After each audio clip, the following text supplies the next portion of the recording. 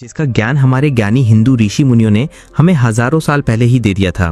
इस वीडियो में हम उसी प्राचीन ज्ञान को अनलॉक करेंगे जो हम सबके अंदर इन्फिनिट पावर को जगा सकता है। मैंने वेदों की डीप स्टडी की है और साथ ही उन रिसेंट साइंटिफिक डिस्कवरीज को भी एनालाइज किया है जो बताती हैं कि हमारी सोच का हमारी रियलिटी पर कितना गहरा असर पड़ता है। और इसी रिसर्च से मुझे एक ऐसा आसान स्ट्रक्चर मिला है जो हैरान कर देने वाले सरप्राइजिंग रिजल्ट्स दे सकता है। अब आप समझेंगे क्यों इतने सारे लोग जिन्होंने इन टेक्निक्स को अप्लाई किया है उनकी रिलेशनशिप्स, फाइनेंसेस और ओवरऑल वेलबींग में चमत्कारिक बदलाव आए हैं। आगे बढ़ने से पहले मैं चाहता हूं कि आप एक पल के लिए सोचें, क्या आपकी लाइफ में भी कोई ऐसी रुकावट है जिसे आप पार नहीं कर पा रहे हैं? कमेंट्स में बताइए ताकि हम सब मिलकर एक दूसरे की एनर्जी को सपोर्ट कर सकें। हम सिर्फ थ्योरीज की बात नहीं करेंगे बल्कि उन प्रैक्टिसेस पर फोकस करेंगे जिन्हें हम बिना किसी कॉम्प्लिकेशन के अपने रूटीन में शामिल कर सकते हैं। ये समझना बहुत जरूरी है कि मॉडर्न साइंस भी अब पावर ऑफ द ऑब्जर्वर को मानती है, यानी देखने वाले का असर उसकी दुनिया पर पड़ता है। और यही बात हमारे वेदों ने सदियों पहले ही बता दी थी। इस वीडियो में हम ऋषि मेथड के हर एक स्टेज को समझेंगे और देखेंगे कि ये मैनिफेस्टेशन की यूनिवर्सल लॉस से कैसे जुड़ा है। पूरा ध्यान यही रखना क्योंकि अगले कुछ ही मिनटों में आप जानेंगे कि अपनी बॉडी, माइंड और एनर्जी को कैसे एक सीध में लाकर अपनी मनचाही जिंदगी को अट्रैक्ट कर सकते हैं। हमारी लाइफ में अक्सर ऐसी ब्लॉकेजेस आ जाती हैं जो हमें हमारे बड़े गोल्स तक पहुंचने से रोक देती हैं, चाहे वो रिश्तों में हो, पैसों में या फिर हेल्थ में। कई बार हम इन मुश्किलों का कारण बैड लक या बाहरी फैक्टर्स को मान लेते हैं, लेकिन सच्चाई यह है कि असली वजह हमारे मन की गहरी परतों में छुपी होती है जो सालों से बने इंटरनल मैकेनिज्म की वजह से बनती है। आज हम एक ऐसे दौर में जी रहे हैं जहां पर्सनल डेवलपमेंट की अनगिनत टेक्निक्स फेमस हैं, लेकिन उन्हें ट्राई करने के बाद भी बहुत से लोग फ्रस्ट्रेटेड महसूस करते हैं। ऐसा क्यों होता है? इसका कारण है हमारे लिमिटिंग बिलीफ्स, यानी वो सीमित सोच जो हमें हमारे ही पोटेंशियल पर शक करने पर मजबूर कर देती है और हमारे आगे बढ़ने के चांसेस को खुद ही सैबोटाज कर देती है। हमारा सबकॉन्शियस माइंड एक फिल्टर की तरह काम करता है और जब ये नेगेटिवली प्रोग्राम्ड हो जाता है तो ये सिर्फ कमी या डर की फीलिंग्स को ही मजबूत करता है और यहीं पर हमारा वैदिक ज्ञान एक वैल्यूएबल रिसोर्स बनकर सामने आता है। ये इंसान को अ होल देखता है। ये मानता है कि हमारा हर विचार और हर फीलिंग हमारे पर्सनल एक्सपीरियंस को आकार देती है। जब हम इस मेंटल पैटर्न की पावर को समझ जाते हैं तो हमें ये दिखने लगता है कि हमारी रियलिटी उसी सच पर बनी है जिसे हम एक्सेप्ट करते हैं। इसीलिए ऋषियों की एंसेस्ट्रल विजडम जो मन और एनर्जी के गहरे कनेक्शन पर जोर देती है, उसे आज की साइंटिफिक डिस्कवरीज के साथ जोड़ना इतना मीनिंगफुल लगता है। जहां तक पावर ऑफ ऑब्जर्वर पर बात की जाती है, आज कई रिसर्चर्स न्यूरोप्लास्टिसिटी और क्वांटम फील्ड्स पर स्टडी कर रहे हैं जो इस बात को कंफर्म करते हैं कि हमारे बिलीफ्स का हमारी एक्सपीरियंसेस पर रियल इफेक्ट पड़ता है। लेकिन सिर्फ इस रियलिटी को मान लेना काफी नहीं है जब तक हम अपने अंदर मौजूद चीजों को बदलने के लिए कॉन्क्रीट एक्शंस नहीं लेते। हमें प्रैक्टिकल टूल्स की जरूरत है जो उन कंडीशनिंग्स को डिसॉल्व कर सकें जो प्रॉस्पेरिटी और वेलबींग के फ्लो को रोक रही हैं। जब हम ये समझ जाते हैं कि ये मुश्किलें बाय चांस नहीं आती बल्कि हमारे एक्सपीरियंसेस को इंटरप्रेट और रिकॉर्ड करने के तरीके से आती हैं, तो हम अपने मेंटल पैटर्न को रिकॉन्फिगर करने के लिए स्पेस बना पाते हैं। और इसी पॉइंट पर यूनिवर्स हमें डिफरेंटली रिस्पॉन्ड करना शुरू कर देता है क्योंकि जो फ्रीक्वेंसी हम भेजते हैं वो ग्रोथ की अपॉर्चुनिटीज के साथ अलाइन होने लगती है। जब हमें ये एहसास होता है कि सोल्यूशन हमारे अंदर ही मौजूद है तो मेथड के हर एक स्टेप को अप्लाई करने का मोटिवेशन अपने आप जाग जाता है। बस अपना फोकस शिफ्ट करना है, नए बिलीफ्स को अपनाना है और ये समझना है कि हमारे आसपास की हर चीज इस बात पर रिस्पॉन्ड करती है कि हम खुद को कैसे पोजीशन करते हैं। ये इनर ट्रांसफॉर्मेशन की प्रोसेस ही वैदिक ज्ञान को हमारी डेली लाइफ में इंटीग्रेट करती है, जिससे एक परमानेंट और इफेक्टिव बदलाव का रास्ता बनता है। इस पॉइंट पर यह समझना जरूरी है कि हम आगे जो करने वाले हैं उसका ब्रॉडर पर्सपेक्टिव क्या है। जब हम अपनी डिजायर्स को मैनिफेस्ट करने के बारे में सोचते हैं तो हम अक्सर डिटेल्स या आइसोलेटेड टेक्निक्स में खो जाते हैं और ये भूल जाते हैं कि इसके पीछे एक कंप्लीट स्ट्रक्चर है जिसे स्टेप बाय स्टेप फॉलो किया जा सकता है।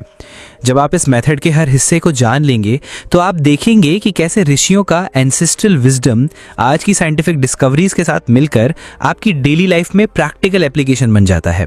अगले कुछ मिनटों में हम स्टेप्स की एक क्लियर सीक्वेंस को कवर करेंगे जिसमें बॉडी और माइंड के बीच अलाइनमेंट, स्पेसिफिक अफर्मेशंस और मंत्रास का यूज और आखिर में उन डाउट्स और बिलीव्स को ओवरकम करने की स्ट्रैटेजीज शामिल होंगी जो इस प्रोसेस को साबोटाज करते हैं। ये सब मिलकर एक ऐसी कोहेरेंट प्रैक्टिस बनाते हैं जिसे कोई भी अपना सकता है जो अपनी लाइफ के डिफरेंट एरियाज में टैंजिबल रिजल्ट्स चाहता है। इसका मतलब है एक न्यू परसेप्शन के लिए जगह बनाना जहां कॉन्शियस एक्शन एक इंटरनल स्टेट ऑफ रिसेप्टिविटी के साथ जुड़ जाता है ताकि जब विल और एनर्जी अलाइन हो तो अपॉर्चुनिटीज अपने आप सामने आए। इसीलिए हर टॉपिक को सिर्फ नॉलेज देने के लिए नहीं, बल्कि इस विजडम को प्रैक्टिस में कैसे लाया जाए, इस पर गाइडेंस देने के लिए चुना गया है। इनमें से हर एक एलिमेंट जब आपकी डेली लाइफ में इंटीग्रेट होता है तो आपकी कॉन्शियस क्रिएशन की एबिलिटी को बढ़ाता है। इस तरह अपनी एनर्जी को डिस्कनेक्टेड अप्रोचेस में बिखेरने के बजाय आप उसे उन एक्सपीरियंसेस की तरफ डायरेक्ट करना शुरू कर देते हैं जिन्हें आप सच में जीना चाहते हैं। यही वो फाउंडेशन होगी जिस पर हम आगे बढ़ेंगे। अब हम मेथड के कोर तक पहुंच चुके हैं, जहां हिंदू ऋषियों की हर टीचिंग हमारी डेली लाइफ में प्रैक्टिकल एप्लीकेशन पाती है। हालांकि हर इंसान का एक्सपीरियंस यूनिक होता है, लेकिन कुछ फंडामेंटल प्रिंसिपल्स हैं जो ट्रांसफॉर्मेशन की किसी भी जर्नी के लिए फाउंडेशन का काम करते हैं। पहला स्टेप ये समझना है कि यूनिवर्स हमसे अलग नहीं है, बल्कि वो हमारे इंटरनल स्टेट पर रिस्पॉन्ड करता है। यही वजह है कि यूनिटी का एंशिएंट वैदिक कॉन्सेप्ट उन साइंटिफिक थ्योरीज के साथ इतने अच्छी तरह अलाइन होता है जो क्वांटम इवेंट्स पर ऑब्जर्वर के इन्फ्लुएंस की बात करती है। जब हम ये रियलाइज कर लेते हैं कि हमारे आसपास की दुनिया इस बात से शेप होती है कि हम कैसा सोचते और महसूस करते हैं, तो हम अपने हर विचार के प्रति अपनी रिस्पॉन्सिबिलिटी को लेकर जागना शुरू कर देते हैं। हालांकि इस पावर को पहचानने के बाद भी स्केप्टिसिज्म या इनसिक्योरिटी महसूस करना आम बात है, क्योंकि हमारी मेंटल प्रोग्रामिंग जो सालों की कंडीशनिंग से बनी है वो उस सच का विरोध कर सकती है जिसे हमारा दिल इंट्यूटिवली जानता है। और यहीं पर मेथड का प्रैक्टिकल साइड काम आता है। ऋषि मुनियों ने हमेशा स्पिरिचुअल अवेयरनेस के साथ एक्शन की इंपॉर्टेंस पर जोर दिया, जिसका मतलब है बिलीफ्स को रीप्रोग्राम करने, इमोशंस को अलाइन करने और मेंटल फोकस को डायरेक्ट करने के लिए स्पेसिफिक टेक्निक्स को अप्लाई करना। आगे हम देखेंगे कि कैसे हर स्टेप को आपकी एग्जिस्टिंग रूटीन में सिंपली इंटीग्रेट किया जा सकता है। स्टेप 1 ये वैदिक विजडम की अंडरस्टैंडिंग से जुड़ा है, जो कहता है कि कॉस्मोस का हर पार्टिकल इंटरकनेक्टेड है। ऋषियों को, जिसे हम एक्सटर्नल रियलिटी कहते हैं, और हमारी कॉन्शियसनेस की सटल लेयर्स के बीच कोई सेपरेशन नहीं दिखता था, क्योंकि वो मानते थे कि दोनों एक ही प्राइमोर्डियल सोर्स से आए हैं। जो लोग दुनिया को एक फिक्स्ड और इंडिपेंडेंट चीज़ के रूप में देखने के आदी हैं, उनके लिए ये विजन चैलेंजिंग हो सकता है। हालांकि टोटलिटी के इस कॉन्सेप्ट को अपनाकर ही हम अपने विचारों को यूनिवर्सल फ्लो के साथ अलाइन करना शुरू करते हैं। जब हम ये पहचान लेते हैं कि हमारा इनर स्टेट परिस्थितियों को इन्फ्लुएंस करता है, तो ऐसी प्रैक्टिसेस को अपनाना आसान हो जाता है जो मेंटल एनर्जी को एलिवेट करती हैं। इस तरह हमारा अटेंशन एडवर्स सिचुएशंस को फीड करना बंद कर देता है और पॉजिटिव पॉसिबिलिटीज़ की ओर मुड़ जाता है। हर मूवमेंट जब हम कुछ कंस्ट्रक्टिव सोचने का चूज़ करते हैं, हम अबंडेंस और हार्मनी के साथ अलाइंड एक वाइब्रेशन को नर्चर करते हैं। ऋषियों ने सिखाया कि ये मेंटल डिसिप्लिन हमारी परसेप्शन को रिफाइन करता है, जिससे उन अपॉर्चुनिटीज़ और इंसाइट्स के दरवाजे खुलते हैं जो पहले अननोटिस्ड रह जाते थे।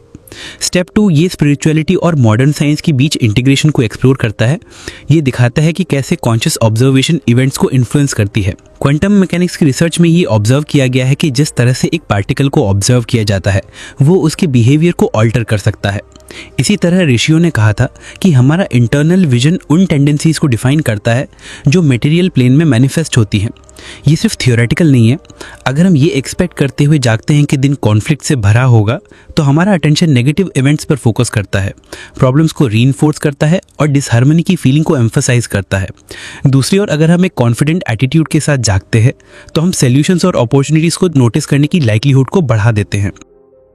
ये फोकस में एक सटल शिफ्ट है जो कंसिस्टेंटली प्रैक्टिस करने पर सिग्निफिकेंट ट्रांसफॉर्मेशंस पैदा करता है।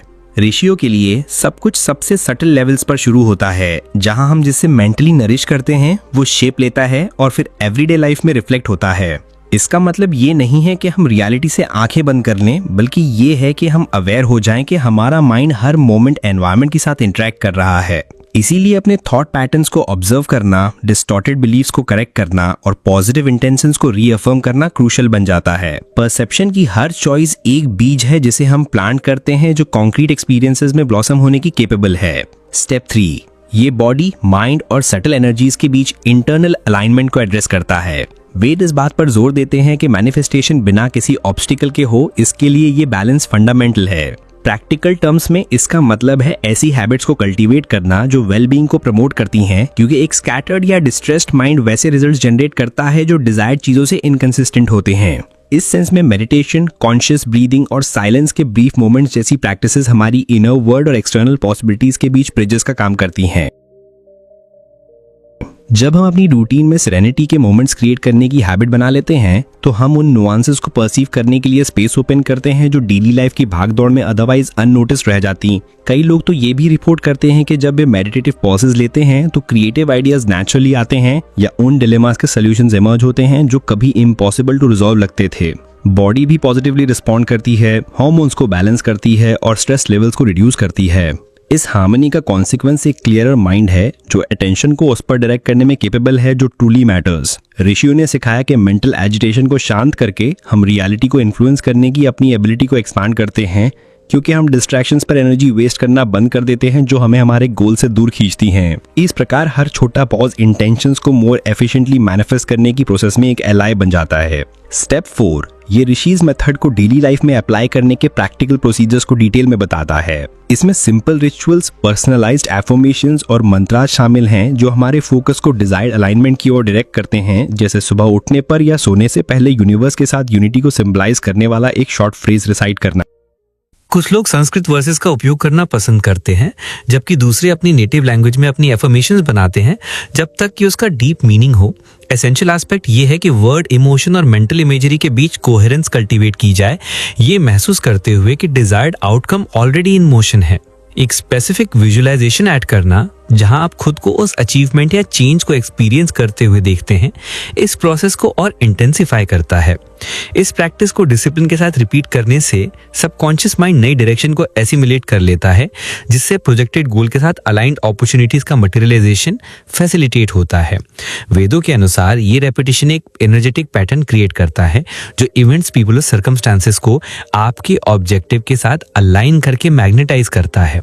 इसका मतलब ये नहीं है कि सब कुछ इंस्टेंटली हो जाएगा, लेकिन पास फ्लूइडली ओपन होने लगता है, क्लियर साइंस देते हुए कि आप उस रियलिटी के साथ इन ट्यून हैं जिसे आप अचीव करना चाहते हैं। ये वैदिक मेथड का फाउंडेशन है जिससे मॉडर्न लाइफ के लिए अडेप्ट किया गया है। स्टेप 5 ये उन ब्लॉकेजेस को एड्रेस करता है जो तब अराइज होती हैं जब हम ओल्ड बिलीव्स को चेंज करने और न्यू पैराडाइम्स को अडॉप्ट करने की ट्राई करते हैं। डाउट्स, फियर्स और रेजिस्टेंस नेचुरल हैं क्योंकि हमारा एक हिस्सा अननोन से डरता है। ऋषियों ने इन फीलिंग्स को रिप्रेस करने के बजाय उन्हें एम्ब्रेस करना एसेंशियल माना, क्योंकि केवल एक लिमिटेशन को रिकॉग्नाइज करके ही हम उसे ट्रांसफॉर्म कर सकते हैं।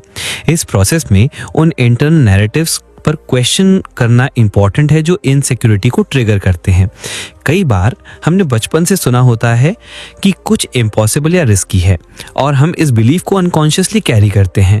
जब हम इन इंप्रेशंस को एग्जामिन करते हैं तो ये एविडेंट हो जाता है कि वे यूनिवर्सल ट्रूथ को रिफ्लेक्ट नहीं करते, बल्कि एक इंटरप्रिटेशन को रिफ्लेक्ट करते हैं जिसे हमने बिना क्रिटिकल इवैल्यूएशन के अडॉप्ट कर लिया था। इसीलिए ये अपने ही थॉट को इमीडिएटली जज किए बिना ऑब्जर्व करने की एबिलिटी डेवलप करना एक न्यू पर्सपेक्टिव इंट्रोड्यूस करने के लिए स्पेस क्रिएट करता है। अगर कोई फियर अराइज होता है तो हम पूछ सकते हैं, ये बिलीफ कहाँ से आता है? क्या इसका कोई सॉलिड फाउंडेशन है या ये सिर्फ कंडीशनिंग है? इस मोमेंट पर ऋषिज मेथड करेज के मंत्रास या एफर्मेशंस प्रैक्टिस करने को सजेस्ट करता है जो एक मोर एक्सपांसिव रियलिटी की ओर पॉइंट करते हैं। कॉन्शियसली उन प्रेसेस को रिपीट करके जो फियर को कॉन्ट्रडिक्ट करते हैं, हमारा माइंड यील्ड करना शुरू कर देता है, जिससे एक फ्रीयर और मोर कॉन्फिडेंट विजन इनकॉर्पोरेट हो पाता है। पेशेंस के साथ हर इंटरनल ऑब्स्टेकल को समझा और एडजस्ट किया जा सकता है, जिससे गोल्स को मैनिफेस्ट करने की हमारी एबिलिटी एक्सपांड होती है। स्टेप 6 या उन लोगों के टेस्टिमोनीज को समर्पित हैं जिन्होंने वैदिक प्रिंसिपल्स को अप्लाई करके पॉजिटिव रिजल्ट्स एक्सपीरियंस किए हैं। हालांकि हर कोई अपने एक्सपीरियंसेस ओपनली शेयर नहीं करता, लेकिन फाइनेंशियल ब्रेक थ्रूज, इमोशनल रीयूनियंस और प्रोफेशनल डिस्कवरीज के ऐसे कई केसेस हैं जो यहाँ बताई गई प्रैक्टिसेस से कैटलाइज हुए हैं। अक्सर लोग बताते हैं कि जब उन्होंने कंसिस्टेंटली विजुअलाइज और अफर्म करने का डिसिप्लिन बनाया तो उन्होंने देखा कि कैसे अपॉर्चुनिटीज तेजी से सामने आने लगी। जो चीजें पहले सिर्फ कोइंसिडेंस लगती थी वो अब सिंक्रोनिसिटी की तरह इंटरप्रेट होने लगी, जिससे ये बिलीफ और मजबूत हुआ कि माइंड ही रियलिटी को शेप करता है। कुछ रिपोर्ट्स में जो ऑब्स्टिकल्स कभी इनसरमाउंटेबल लगते थे वे या तो डिसॉल्व हो गए या न्यू पर्सपेक्टिव्स के सामने उनकी रिलेवेंसी खत्म हो गई। यहाँ ये समझना एसेंशियल है कि रातों रात सब कुछ सॉल्व होने की अनरियलिस्टिक एक्सपेक्टेशंस ना रखें, बल्कि ये समझें कि इनर वर्ल्ड में उठाया गया हर कदम अपने समय पर आउटर वर्ल्ड में रिफ्लेक्ट होता है। अक्सर चेंज सटली शुरू होता है छोटे छोटे साइंस के साथ, जब तक कि धीरे धीरे बड़े ट्रांसफॉर्मेशंस शेप नहीं ले लेते। ये प्रोसेस कॉन्फिडेंस और ग्रेटिट्यूड की फीलिंग को नर्चर करती है, जिससे क्रिएशन का बेनिफिशियल साइकिल और मजबूत होता है। जब हम ऑर्डिनरी पीपल को एक्स्ट्राऑर्डिनरी रिजल्ट अचीव करते हुए देखते हैं तो हमें याद आता है कि वही पावर हमारे अंदर भी है। तो चलिए इस सेंट्रल पार्ट को कंक्लूड करते हुए इन स्टेप्स को इंटरकनेक्ट करके कोहेरेंट प्रैक्टिस के रूप में समराइज करते हैं। सबसे पहले हमने वैदिक फाउंडेशन को समझा कि सब कुछ कनेक्टेड है और हमारी एक्सटर्नल रियलिटी हमारे इंटरनल स्टेट का रिफ्लेक्शन है। फिर हमने मॉडर्न साइंटिफिक ऑब्जर्वेशंस के साथ इसे कंबाइन करने की इंपॉर्टेंस को एक्सप्लोर किया और इवेंट्स की को क्रिएटर के रूप में माइंड के रोल को पहचाना। इसके बाद हमने बॉडी, माइंड और सटल एनर्जीज के अलाइनमेंट पर डिस्कस किया और बताया कि कैसे साइलेंस के छोटे मोमेंट्स हमारी इन्फ्लुएंस करने की एबिलिटी को एनहांस कर सकते हैं। वहां से हमने मंत्रा रेपिटेशंस और अफर्मेशंस जैसी स्पेसिफिक एक्सरसाइजेस को समझा जिन्हें डिजायर्ड आउटकम्स की विजुअलाइजेशन के साथ कंबाइन किया गया। हमने ब्लॉकेजेस को फेस करने, इनग्रेन्ड बिलीव्स का आइडेंटिफाई करने और उन्हें रिप्लेस करने की जरूरत पर भी जोर दिया। और आखिर में हमने रियल टेस्टिमोनीज की पावर को रीइंफोर्स किया जो इंस्पायर करती हैं और प्रूव करती हैं कि ये प्रोसेस एक्सेसिबल है। जब हम इन पीसेस को एक साथ रखते हैं तो हमें अनसर्टेनिटीज को नेविगेट करने और अपने ड्रीम्स की ओर करेज और क्लैरिटी के साथ बढ़ने का एक पावरफुल टूल मिलता है। इस तरह हम यूनिवर्स के इस डांस में एक्टिव पार्टिसिपेंट्स बन जाते हैं, अब सिर्फ मियर स्पेक्टेटर्स नहीं बल्कि कॉन्शियस को क्रिएटर्स। यूनिवर्स हमारे इंटरनल स्टेट पर रिस्पॉन्ड करता है और जब हम कॉन्फिडेंस और एंथुजियाज्म को नर्चर करते हैं तो हम अपनी डिजायर्स के मैनिफेस्टेशन के लिए एक क्लियरर पाथ ओपन करते हैं। पिछले स्टेप्स को सिर्फ थ्योरी मानने के बजाय हम उन्हें डेली प्रैक्टिस में बदल सकते हैं और हर छोटी विक्ट्री को रिकॉग्नाइज कर सकते हैं। मोटिवेशन हार मानने के खिलाफ एक शील्ड का काम करता है, इसीलिए अपने अचीवमेंट्स पर रिफ्लेक्ट करना, चाहे वो कितनी भी छोटी क्यों ना हो, फोकस और डेडिकेशन बनाए रखने में हेल्प करता है। डेली ग्रेटिट्यूड प्रैक्टिस करना एक फेवरेबल एनर्जी जनरेट करता है ताकि सेलिब्रेशन के और भी रीजंस रिसीव हो सकें। जब हम ये रियलाइज करते हैं कि हम अपनी रियलिटी को शेप करने में एक्टिव पार्टिसिपेंट्स हैं तो हर स्टेप का एक नया मीनिंग होता है। सेटबैक्स आने पर याद रखें कि वे भी हमें हमारे चॉइसेस को रिफाइन करना सिखाते हैं। इस तरह मोटिवेशन एक फ्लीटिंग स्टेट नहीं बल्कि एक कंटिन्यूअस एटीट्यूड बन जाता है जो एक फुलर एग्जिस्टेंस का रास्ता बनाता है, जहां फेथ और एक्शन एक साथ चलते हैं। अगर एक कंटेंट आपके साथ रेजोनेट किया है और इसने न्यू पर्सपेक्टिव्स जगाए हैं तो अब नेक्स्ट स्टेप लेने का टाइम है। आपकी पार्टिसिपेशन इस एनर्जी को मोशन में रखने के लिए एसेंशियल है। इस वीडियो को लाइक करके सिग्नल दे कि ये मैसेज मीनिंगफुल था। चैनल को सब्सक्राइब करें ताकि आपकी इनर जर्नी और एक्सपांड हो सके और कमेंट में जरूर बताएं कि कौन सी प्रैक्टिस ने आपका ध्यान सबसे ज्यादा खींचा।